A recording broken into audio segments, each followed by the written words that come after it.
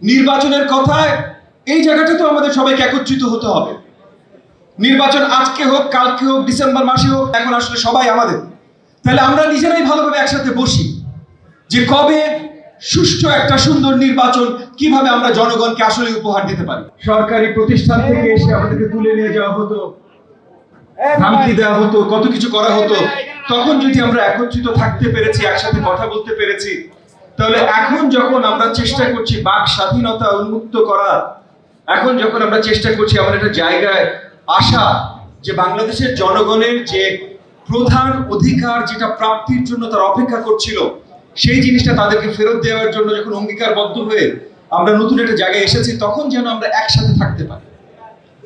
আমরা মঞ্চে বা যে কোনো জায়গায় যেভাবে কথা বলি, আমরা একটা জায়গায়, কারণ আন্দোলনের সময় কিন্তু সবাই একটা জায়গায় ছিলাম।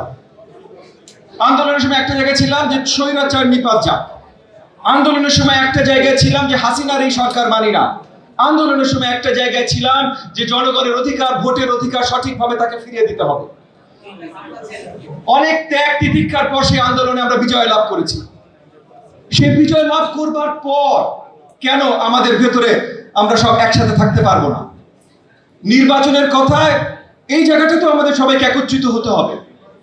নির্বাচন আজকে হোক, কালকে হোক, ডিসেম্বর মাসে হোক, এটা নিয়ে যেই দল যে কথাই বলুক না কেন, কোন দল কি পরিষ্কার কিছু জানতে পেরেছে? কবে হচ্ছে, কেন হচ্ছে, কিভাবে হচ্ছে? যদি জানতে পেরে থাকে, তাহলে যেহেতু আমরা একসাথে সহযোগিতা ছিলাম, আপনাদের প্রতি আমার আহ্বান, বাকি আমাদেরকে একটু জানিয়ে দেন।